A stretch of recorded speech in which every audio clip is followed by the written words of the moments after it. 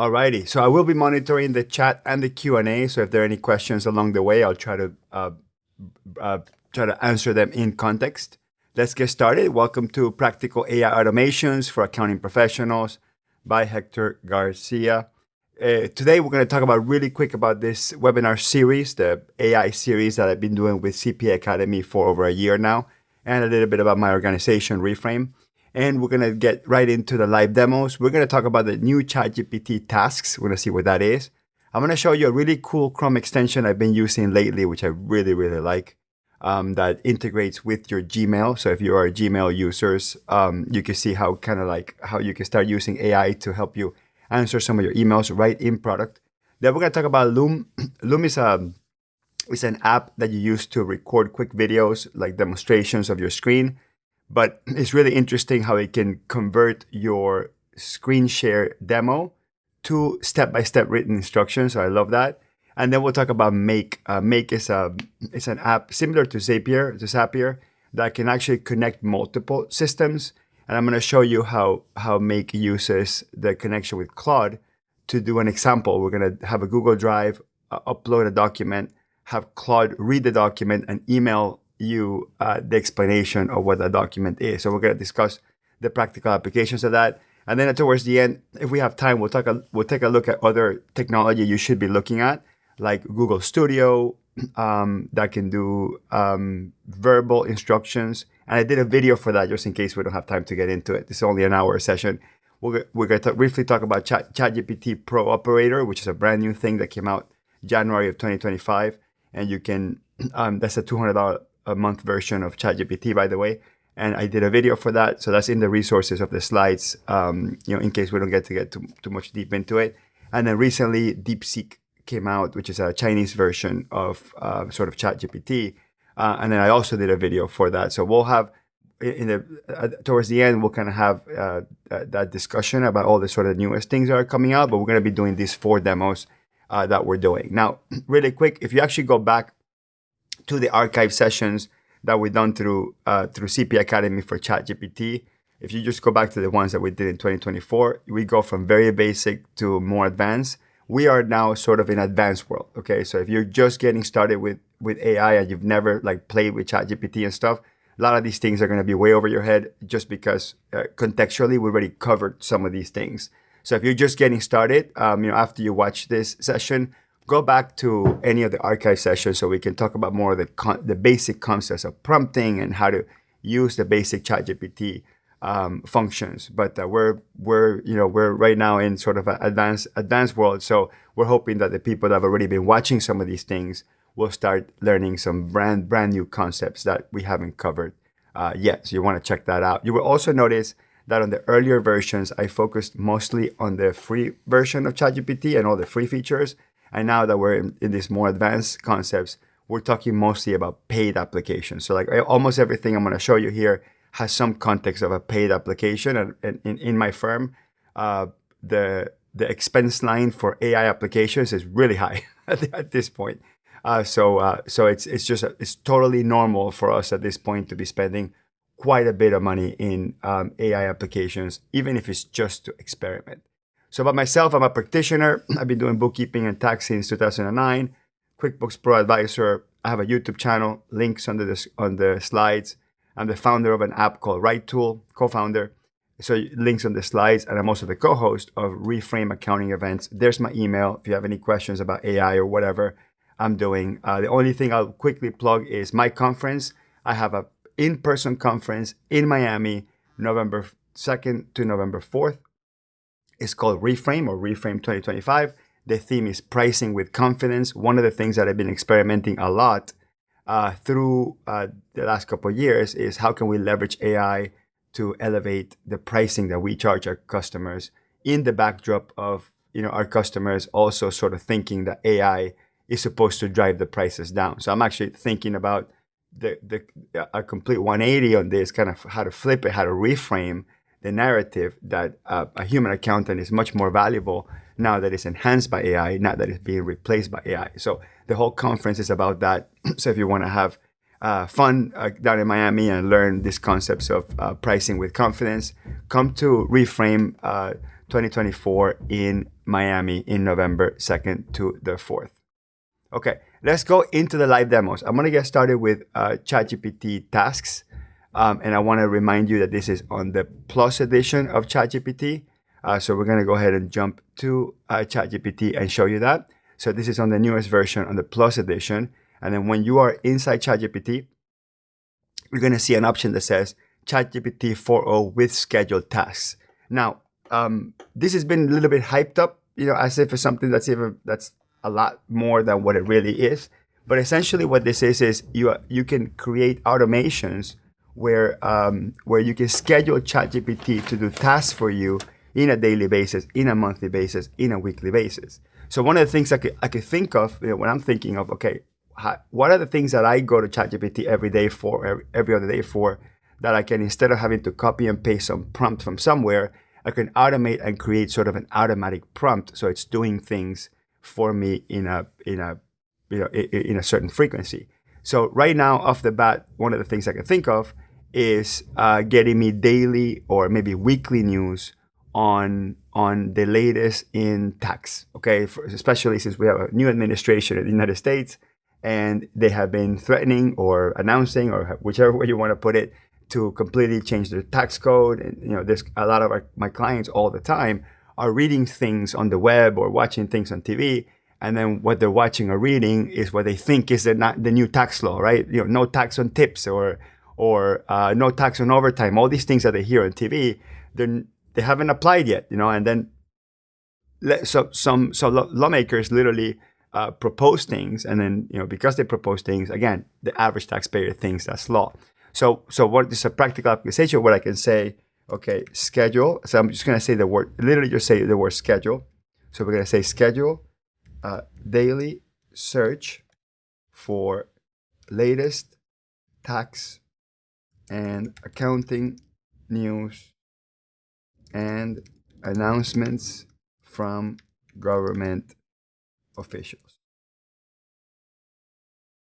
Okay, so really that's simple, right? So we'll do that, but you have to put the word schedule and daily, so it understands contextually that what you're trying to do is to schedule something to use the new schedule task feature. Okay, and usually you want to click this little checkbox that says search the web to allow it to do a web search, of course. So we're gonna start that, and then it just starts doing its normal prompt, right? So it's gonna start doing its normal prompt.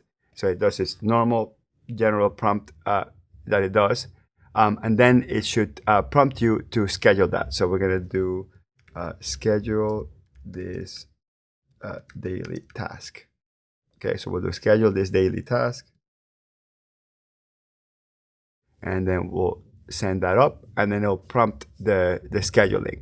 Do I have this selected? Okay, sorry, I didn't have this option selected, so that was my fault for not having the option selected. So let me just go back and copy this again. I start a new chat. It was my mistake for not making sure that it says tasks up there. That was actually the thing I had to make sure I clicked first. So let me paste that again, send it. Okay, and then it creates a task for you. There we go. So here it created a search for a daily task. I can click on this, and then you can see the prompt that's being scheduled.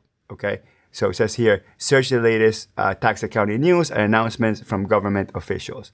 Now, I don't have to say it needs to be U.S. government because I am in the U.S., so it actually sort of automatically assumes that. But if you want to add it's U.S. government officials or it's IRS related, or I wasn't very specific if it was only government. I mean, only local or state or federal. Of course, you would refine your search at that point. And then I'm going to put here the time.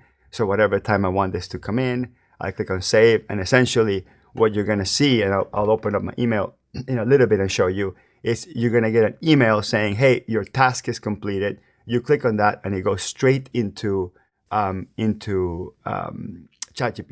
I mean, it's in ChatGPT already with all that information. So all I did was schedule the task. I didn't get the actual information yet because it wasn't a regular chat. If you see the chat that I did just earlier, where I forgot to select tasks, it actually went out there and did check the news. So because I wasn't on the task mode, it went out there and checked the news, and it gave me all the link on maybe where I can get the news. Okay, but on this other one that I picked, the task feature, all I'm doing is creating the actual tasks. So all you have to do is say daily, weekly. You can set a time, and you can say change this to 2 p.m., change this to 9 a.m. Okay, whatever it is. So that's the new task feature. It's actually not that powerful, but it did come out early 2025, and OpenAI has been posturing that they were going to bring a whole slew of new automations when it comes to ChatGPT. The bigger of the automations is called the Operator, which again we'll talk about this towards the end of the webinar because that one's kind of longer. And if we don't have time to get into it, I'm going to give you a link of a deep video that I did that kind of explains how Operator works. But I want to get through all the other things that we lined up here for today. So that's GPT Tasks, and again, only available in the Plus edition. You have to be on the paid version of this. Okay. Next thing I want to show you is called ChatGPT for Gmail extension. It's actually $5 a month. It's really good, and you can create your own prompts for answering particular questions. So let's go into my email here, and let me just refresh really quick. Let's see if that task came in. Let me just make sure. I want to see which of my emails does the task come into. The task should be coming in any minute now. So we'll wait for that task to come in so I can show you. But for now, we're going to show you the responder to the automatic responder option that you have here. So you have to install it. It's called CloudHQ. The maker is called CloudHQ. If you actually go into Google, and let me just go into normal Google here, and you search for ChatGPT for Gmail Chrome extension or something like that, it will take you to the Chrome extension website, and then here you would add it in here. If it's not this one, it's actually this one, the one by CloudHQ. This is the one that I've been using. It's really cool, and like I said, it's $5 a month. And I haven't tested anywhere else outside Gmail. Like you have to go check to see if there's something equivalent for Outlook or whatever. But this is, I use Gmail, so I'm using this one for Gmail. So so you get into any particular email that comes in, and this is typical for me. I'll get like a huge email with a whole bunch of questions about QuickBooks or whatever. So I'm gonna enable. I'm gonna enable the extension really quick. Give me 1 second. Okay. The extension should be logged in. Okay. And what you will see now is you will see this little icon here, right here, that says ChatGPT CloudHQ. It's like a little GPT logo with blue and green. Let me zoom in so you can see a little bit better there. It's right there on the right-hand side of the email. And the way it works is you have this long email. This is a person I've never talked to before. They just send a whole bunch of questions, random questions. And essentially what I can do is when I click in here, you have a whole bunch of preset prompts that help you respond to this email, right? So these are the preset ones, right? I agree with this, informal thank you, decline politely, hard pass, we'll take care of the problem, I'm sorry, request more information, say it's not possible, answer to the best of your knowledge. So I can do this one, answer to the best of your knowledge, and what it does is it reads, just make sure it logs in here. There are some glitches this morning with Chrome extension. So let's see if this thing is gonna kick in. Let's see, answer here, answer to the best of my knowledge. And what it does, what it's doing, is grabbing the body of the email, is sending it to ChatGPT, and it's actually trying to get the answer for you, and it essentially pre-writes the email for you. So this went in there and pre-wrote the email for you, it to the best of its knowledge. But I'm going to tell you where this thing really kicks in, which is I created my own prompt, which I'm calling the answer bot. And I'm going to show you this really quick. I'm going to go in here and show you. I created my own custom prompt. Let me just go back in here and show you where are my prompts here. So I have my own prompt here. I'm going to expand this a little bit. And this is my own proprietary prompt that I'm showing you here. I've been using this prompt inside ChatGPT for a very long time.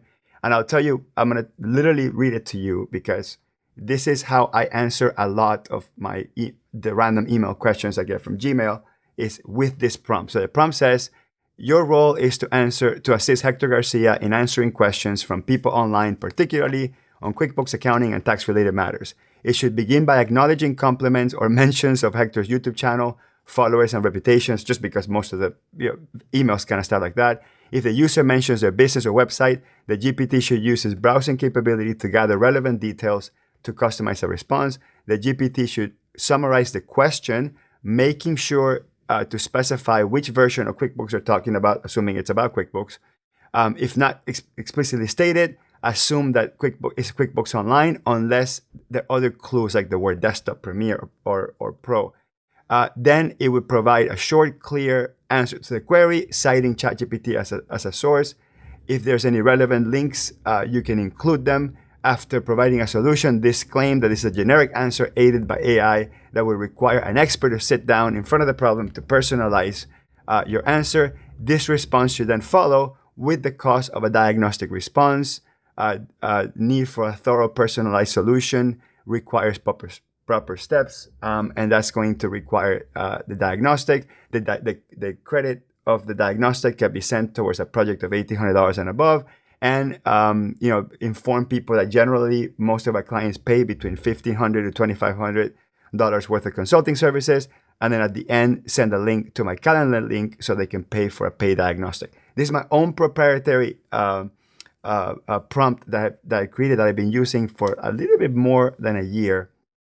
And it's gotten me really, really good responses. So based on that, I can now show you the type of response that I would get to this. Really, like sort of, this question has a lot of moving parts. I haven't even read this question. This literally just came in. So I'm going to come in and click answer bot, which is my own custom bot. And then again, it uses the information in there. And then it uses my context, right? So it says, thank you so much for reaching out and for your longtime support for QuickBooks. And let me just go over here. And trusting my QuickBooks company. I appreciate your kind words about my channel and the work we do. You have outlined a complex setup that involves a significant number of QuickBooks desktop installation in intercompany transactions, which indeed proposes a challenge, especially considering the upcoming changes in QuickBooks desktop support. Transitioning the most optimal QuickBooks Enterprise solution or alternative platform is crucial for streamlining, blah, blah, blah. Okay, and then there is, some really, really detailed things about the question, right? So, there's some decision-making process for QuickBooks Online, Enterprise, potentially account solutions, and it just kind of goes through and answers it. It does recommend a consultation, and it does add a calendar link to that. Now, am I gonna send yes? Just hit send to every one of these things? No, I'm gonna read over this and just make sure it's right. But this did 80% of the work for me, and it did it in the exact format that I wanted. Now, to be clear, we could get the same results without this Chrome extension that I'm showcasing. I just like the Chrome extension because it saves me a step. But in ChatGPT, I'm just going to go back here for a second. In ChatGPT, I actually have a custom GPT, and I've dedicated some of the webinars specifically to this. But I have a custom chatbot here. I've created a whole bunch of chatbots. But I created a custom chatbot here that I use just for that. So I'm going to show you really quick because it works the same way. So I have all these, custom chatbots that I've created, and then one of them is particularly for that. So let's go. Where's my answer bot here? Give me 1 second. Okay, so this is the chatbot I created inside ChatGPT. So I don't need the Chrome extension. I'm going to show you. This is the exact same prompt that you saw in there. Okay, so you can use, if you subscribe to ChatGPT Plus, which is $20 a month, you could simply just copy and paste. You can grab the same email, grab it here, just copy all this information, come in here, ChatGPT, paste it in here and hit send. And then this is going to essentially give me the exact same answer, right? So this is going to give me almost essentially the same answer that gave me slightly different, but it's the same context of the answer. And then I could copy and paste this answer into Gmail, okay? But again, what I'm showing you is this little tiny icon here that can do it all built into Gmail. So I think that was interesting, worth showcasing. Again, I haven't tested this with any other systems. Something that's not Gmail, something that's not Google Chrome, but I currently use Google Chrome or Microsoft Edge. So I like adding Chrome extension. So um, it works with any browser that's based on the Chrome engine, which is Google Chrome, Microsoft Edge, one called Arc, and one called Brave. So those four are the biggest Chromium-based browsers that support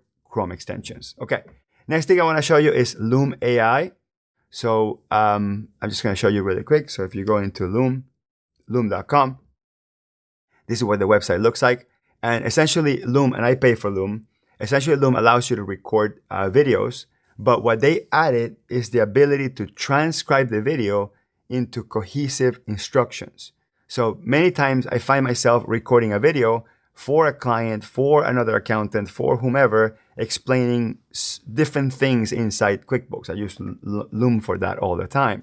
So let's say, for example, I wanted to give my client a written instructions on how to reconcile the bank account.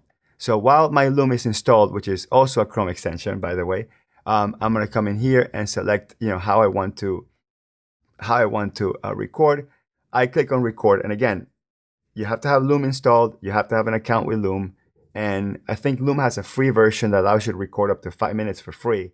But if you want to go a little bit longer or use the AI features, you have to be on the paid version of Loom.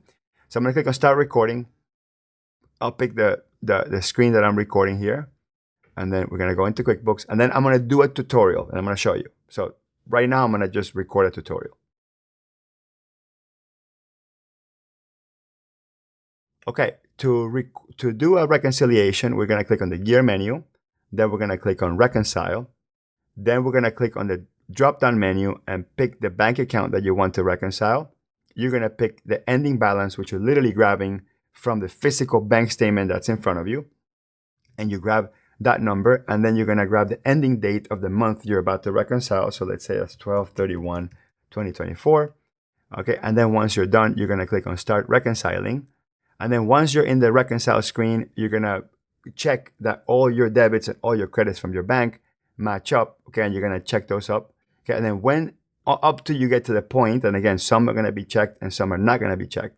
So this will be up to when you get to the point where everything but transactions are pending. Is going to give you a net difference of 0. So once you have a net difference of 0, you're going to click on Finish Now to reconcile, and then you could be finished with your reconciliation. Okay, I'll stop the Loom now. There it is. So what I've showed you is normal Loom, right? That's all you've seen. That's normal Loom. It's a little app that you come in, you start recording, and you have a little 1-minute tutorial. And like I said, I believe that there's a free version of Loom that gives you up to 5 minutes of that. The AI portion, which you see here on the right-hand side that says Loom AI is generating, that's where it actually creates a transcript of the video, and it allows you to do multiple things with it, which is pretty neat.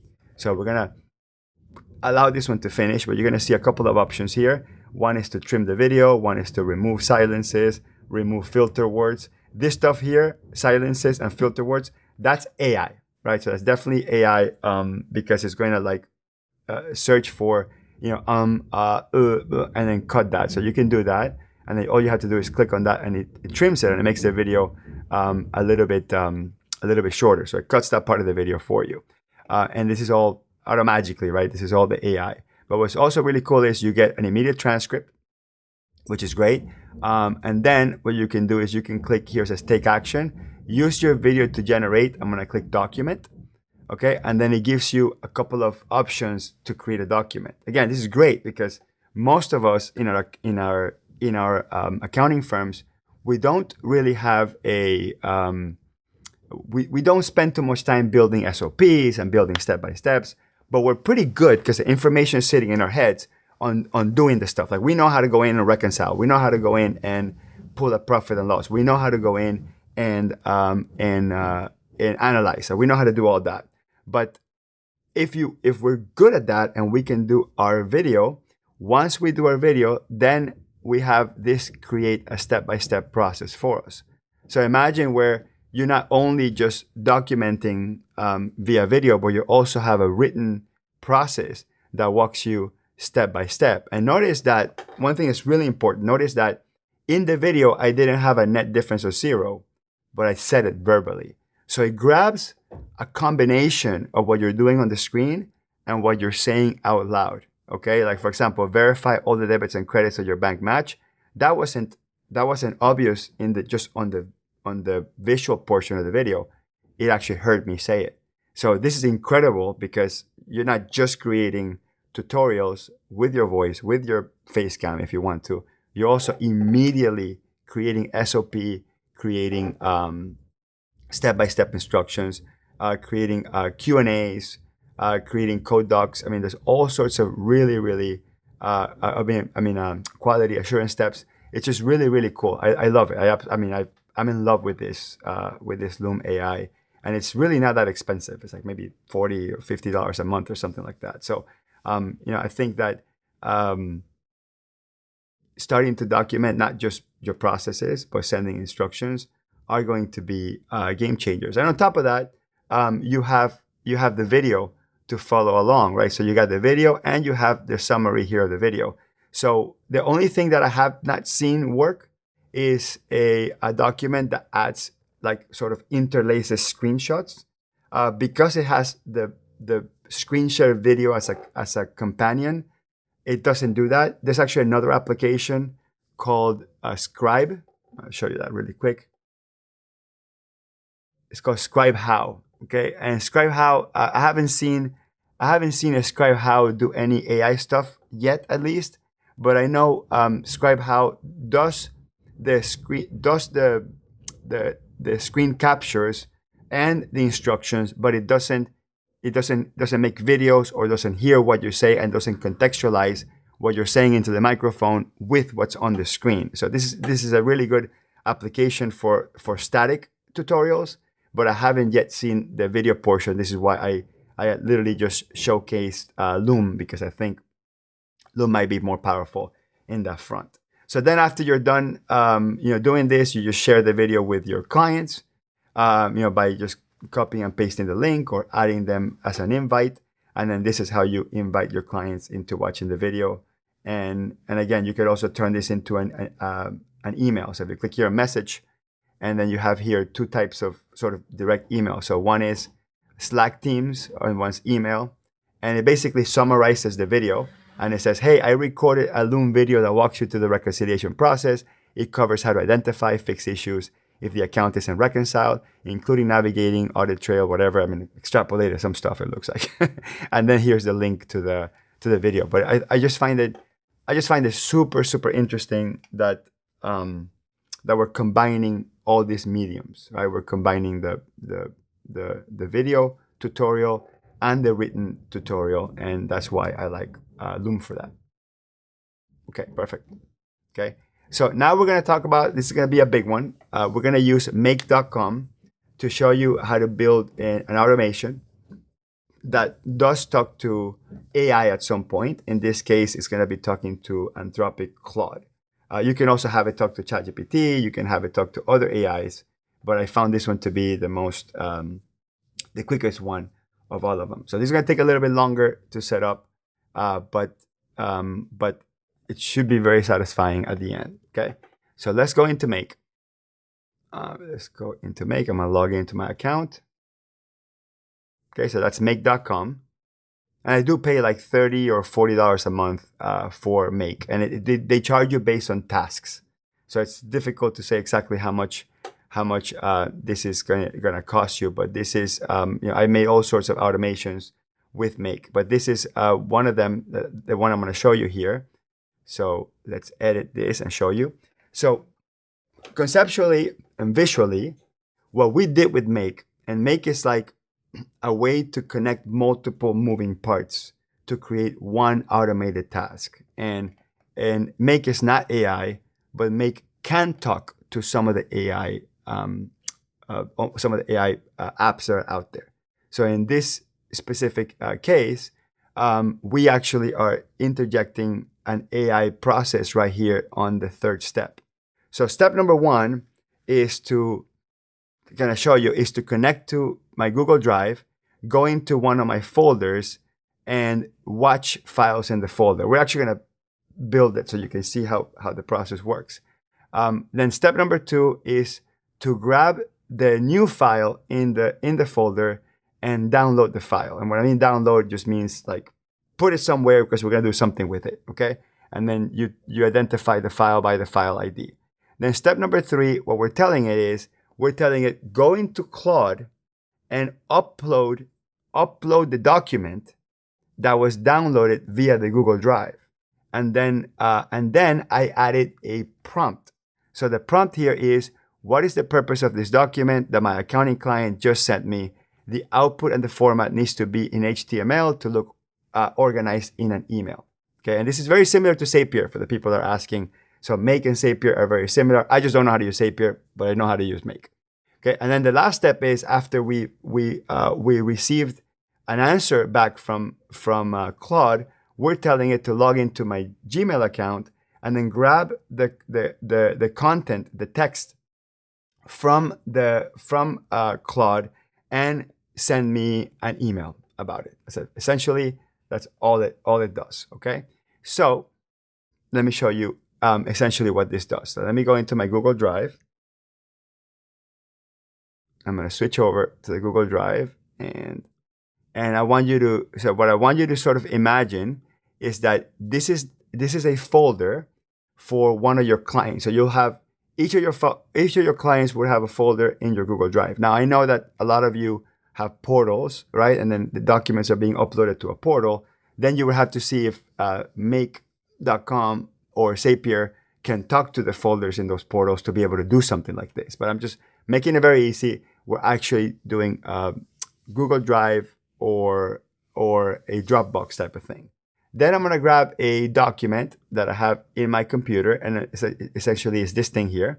So it's a receipt, and I want you to, again, you have contextualizing this. Imagine your client is actually uploading random documents into the Google Drive, the place that you told them to upload documents to, right? So they're uploading random documents. So I'm going to come in and upload the document here, and then documents start getting uploaded. Because this document is new, it's new to the Google Drive, then Make actually, their job is to watch files in the folder, and then we can tell it how often we want to run these things automatically. So I can turn this on, and it will run every 15 minutes. So you actually don't have to go into Make and press any buttons, right? Every 15 minutes, it'll go in there, it'll go search the Google Drive, it will grab the document, it will send it to Claude, figure out what it is, and then email it, okay? So I'm gonna run it once really quick here so we don't have to wait the 15 minutes, but you're actually kind of seeing it do its thing. And then once you successfully build one, then you don't have to wait, for it to do it. You don't have to even be in Make. Like, it'll just run every 15 minutes automatically. And what that looks like is it looks like this. So I got an email here automatically, and I open that email up, and it says, this is a Walmart receipt with a purchase from June 21st, 2022 at Cooper City, Florida. Here are the details, store information. Here's what was purchased. I mean, I could refine the prompt for the information to come in different, okay? And then here's the more details. And this document appears to be for accounting and record keeping purposes. Here's what you can use with this receipt. Okay, pretty simple. I could change the prompt to be a little bit different. So let's go back into. I'm gonna go back into Make. Actually, let's go back into the Google Drive. I'm gonna delete these files here. Just delete all the files here, and we're gonna run it again. I'm gonna go back into Make and go in here, and I'm gonna change the prompt. So the prompt here is read the contents from the receipts and summarize what was purchased and give me best guess for how to categorize it in my accounting system. Okay, so I'm just changing the prompt inside Make, so when it sends the document over, it actually tries to starts reading it. So I'm going to click on save, and then I'll go back into my Google Drive. I'm going to grab another, do I have another document here? I'm going to pull up a different document here. So I'm going to pull up this thing here. Okay. So this is a McDonald's invoice. I'm not sure what this is, but okay, that's fine. So so this is what we're going to drop in there. So I'm going to grab this receipt, drop it in here. Okay. Again, the context here is someone is uploading documents to the folder, and instead of you waiting until the end of the month or the end of the week or whatever, you're getting instant notifications to what these documents are, and someone's actually reading it. Okay. And the way, and again, it's just watching for new files. So I run it like this. Let's go into email. There's a new document right here. I'm going to open that up, and then there's different information. So here's the McDonald's receipt for what was purchased, Happy Meal, ketchup, whatever. It literally just reads it, and then at the end it says the category should be meals and entertainment, subcategory fast food, if that's even a thing. The receipt appears to be for a family group meal. It includes children's Happy Meals, multiple things. There's a promotion advertised at the top: buy one get one free. It literally reads the whole thing for you. So you could make the formatting and the prompt whatever you want, right? At the end of the day, you'll decide, exactly how this will work. Okay. Okay, so let me show you now how this gets built. So I am going to let's create. I'm going to save the changes here. I'm going to create a new scenario and kind of show you how make works. So you have to create all the steps. So the first thing I'm going to say is I'm going to grab step number 1 is Google Drive, and then I'm going to say watch files in folder. That's kind of how I did it. So we watch files, and then it creates the first task. That's what you see here. Okay. Then my job is to connect to Google Drive. Like, you actually have to click on add, sign in with Google, and you go through the connection process. Then you're going to select which folder you want to connect to. So I got this folder here called Rock Castle Construction. Let me just go back into Google Drive here, and let's just make sure I find that. So there's this folder here, Rock Castle Construction. And just imagine for a second that this is one of my clients, Rock Castle Construction, right? There's a file there already. We'll be watching for new files. Then we go back in here, and then we click save. That's my first step, okay? So that's going to be the first step, and it'll be from now on. So save. So my next step is going to be now do something with that file. So that would be under Google Drive, and then we're going to click on download the file. Okay, and then the file ID, okay, it will be entered manually, and I'm going to click on just file ID. Basically, that just identifies the file that it was watching. That's what the next step is. Then the next step is we're gonna search for, in this case, we can search for ChatGPT, okay? Or in this case, I had done it with Claude. I couldn't figure out how to do it with ChatGPT, honestly. That's why I did. So I'm gonna go to Anthropic Claude, and then I'm gonna create a prompt, okay? And then it says, okay, what is the prompt? So the prompt is to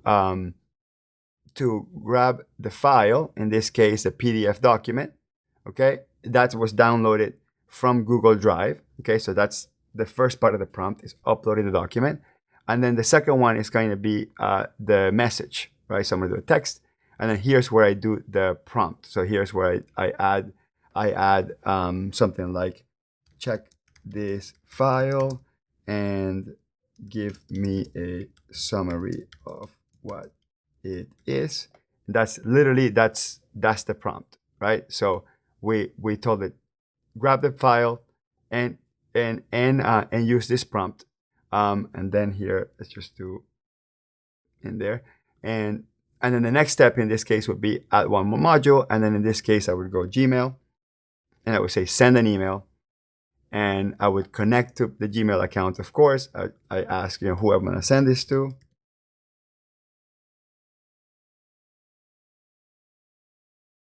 And then under subject, I could put something like a new file uploaded, and then I can add the file name to it, right? So it says new file uploaded, and then the file name to it. And then the content in this case would be the text response that came from Claude.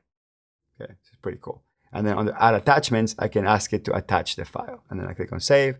And essentially, once I click on run once, and you have to go through all the, make sure that nothing is nothing's missing. Okay, there's just obviously generally a quick check to make sure that all your automations are working correctly. And and we're gonna go through here. Okay, perfect. And that should work. And then we will then run it once, and then it goes through the process, goes into the Google Drive, checks to see if there's a new file, downloads the file, sends it to Claude, sends it via email. Now, if a 15-minute demonstration of Make doesn't do it justice. Absolutely, it doesn't do it justice, period. So this is something that you may have to go into YouTube or see, what other in-depth tutorials there are on Make. It did take me like 8 to 10 hours to figure out how to use Make in the first place. And I'm using it for all sorts of things. I'm using it to add people into webinars. I'm using it to identify information from spreadsheets, stuff like that. So it's just really, really, really interesting. Now, some people ask, okay, on this step that says download the file, where's the file being downloaded to? It's actually not being downloaded anywhere. It's being downloaded to the Make task, and then it processes the task, and then it deletes. Like Make doesn't keep copies of the file, so it just downloads it for the purposes of running the task, and then it deletes it from its server. Okay, perfect. And then here on the email part, you can add multiple recipients, right? So this could be receipts at accountingfirm.com or whatever, right? So like it doesn't have to be the same email address. You don't have to send it to yourself, right? You can send it to anybody externally. Okay. So and all these steps are essentially once you make them, and then you click on run every 15 minutes, or you can do it to run every 5 minutes or every 60 minutes or whatever. You could change the interval, whatever interval you want. Okay. So once you turn that on, it will automatically run the task for you, right? So like you actually don't have to come back here and click on run once. Okay. So that's essentially what Make is. So hopefully it's enough to spark your own interest to look into Make and combining it with everything else that's out there. Okay. There's a couple. We have a few minutes left, so we can cover a couple of really interesting pieces. There is a really interesting app called Google AI Studio. It's currently free. And what it does is you can share your screen and it can walk you through things. Like it'll literally talk to you, okay? So let's see if we can do this successfully. Let's go, I'm gonna open up Google AI Studio. Okay, I'm gonna click here where it says stream in real time. And then I'm going to click on share your screen. So this is Google AI Studio using their latest model called Gemini 2.0. So I'm going to click share your screen. I'm going to share, in this case, my entire screen here. What am I looking at? You are looking at a screen capture of Intuit QuickBooks. Specifically, it appears to be the reconciliation page for a bank account, showing the statement ending balance, cleared balance, and difference. There's also a table below showing individual transactions. What am I supposed to do in this screen? In this screen, you're supposed to reconcile the bank account. This involves matching the transactions recorded in QuickBooks with those on your bank statement. The goal is to ensure that the cleared balance in QuickBooks matches the statement ending balance from the bank. Do I need to hire an accountant for this? Whether you need to hire an accountant depends on your comfort level with accounting tasks and the complexity of your finances. Bank reconciliations can be straightforward, but if you find them challenging or prefer to focus on other aspects of your business, an accountant can be beneficial. What is this thing that says difference? What am I supposed to do with this difference?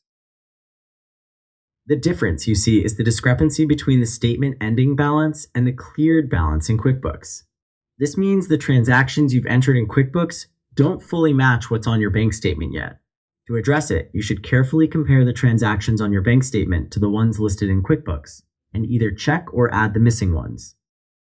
Okay, I'm in a different screen altogether. What is this screen? This screen shows Google Drive. It's displaying a folder called Rock Castle Construction with a file named error underscore log What about underscore. what about this screen? This screen appears to be a workflow automation tool, possibly Make, or a similar platform. It's illustrating a sequence of steps. Google Drive What do is you think? first. What do you think the sequence of steps ends up doing? Just with the information you have here, what do you extrapolate the purpose of the sequence of steps to be? Based on the icons and labels, the sequence of steps seems to be as follows. First, Google Drive is watched for new files in a specific folder. Then, when a new file appears, that file is downloaded from Google Drive. Next, the content of the file is used to create a prompt within the Anthropic Claude AI model. Lastly, an email is sent using Gmail, likely with the output or result from the Anthropic Claude prompt. Okay, thank you. You can stop listening now. Okay, I'll stop listening now. Let me know if you need anything else. Thank you. You're welcome. I thought you weren't listening. I was listening, but I was not providing spoken responses. No, no. I was still processing what you were saying. I want you to stop listening. Okay, I will stop listening now. Are you still listening? Yes, I am still listening. Okay, that part was for my own personal entertainment. So so yeah, that's called Google AI Studio, and you can share the screen and it'll walk through things. Now, people ask me all the time, Hector, is this secure? Are you allowing some random company to look at your screen? This and that. Okay, I'm only doing this with sample files. Like I'm not doing this with real life files yet because I still don't know how to answer the question of how secure my data is. I'm looking at bank statements. I'm looking at bank reconciliations. Of course, I have to be careful with privacy of data. So I don't know yet how all that stuff will pan out, but this is how I'm experimenting with these things. Okay. Last thing I'll show you really quick is called Operator. Now this, if you think that's mind blowing, this is even more mind blowing. So Operator is something new that came out in January of 2025, and it's only on the Pro edition of ChatGPT, which is the one that you pay $200 a month for. And by the way, I'm going to make a prediction that there will be very soon, there'll be a $2,000 a month AI tool. Like if you think $200 a month is a lot, it actually isn't, because ChatGPT actually it's losing money because they're charging too little for these applications. But this one called Operator is really interesting. What Operator does is it opens up a virtual web browser inside of ChatGPT and does different tasks. For example, I'm actually going to tell Operator to do something very specific.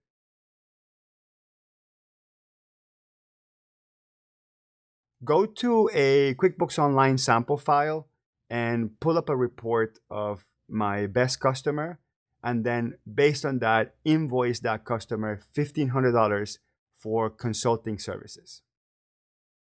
Okay, so you're going to give them a very generic set of instructions like this, and what it will do, and this is really awesome, and this is a first glimpse into like true automation, where you're actually watching it, like what you see in this little box is you're watching it open a web browser within your browser, and it's going to follow the instructions. I'm just going to zoom in there for a second. It's going to follow, and it's going to try to figure out from what I told it to do. So it actually went into Bing. I mean, only a bot will go to Bing, by the way. Like only a real human would would use Google. But anyway, so I went into Bing and it searched QuickBooks Online sample file. Specific reason why I said sample file is because if I ask it to go to actual QuickBooks, I have to log in, right? So I wanted to avoid particularly logging in. Okay, so by doing the sample file, I get to skip the login process. But I'm not using my hands. This is all happening like right before your eyes. I'm not operating the computer. The ChatGPT operator is the one that's opening the browser and is looking at it.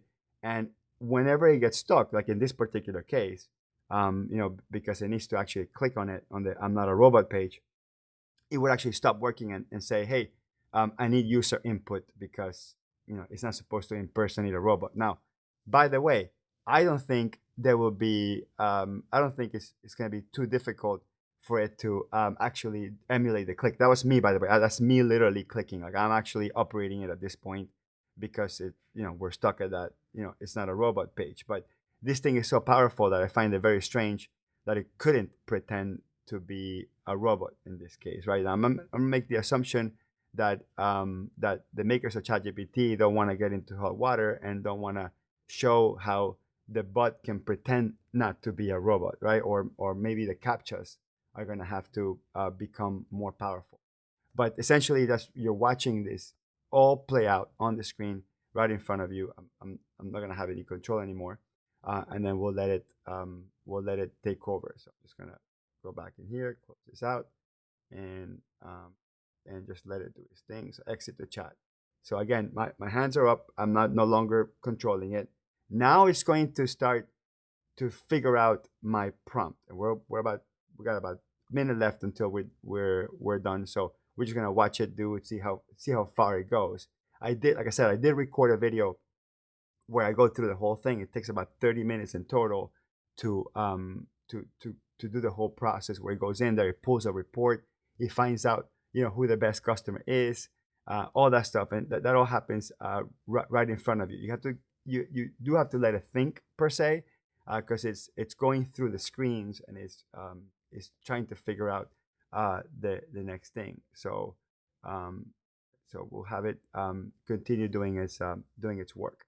So you see here on the left hand side it says thinking, and this is where you actually see what it's trying to do. So this says accessing report for customer insights. So it by itself is going into reports, is going to standard reports, and now it's going to try to figure out which report essentially gives them access to that. And this will take us, say, will take about 20 minutes. I wanted to give you a quick preview of that. In the slides, there's actually a link so you can see the entire Google Gemini interaction and you can see the operator interaction. And I also recently did a video comparing DeepSeek, the Chinese AI, with ChatGPT. So I'll give back control to CP Academy so we can wrap it up. And last message I'll give you is if you want to hang out with me live and learn about how to price with confidence this November 2nd to the 4th, check out our Reframe conference. Thank you very much.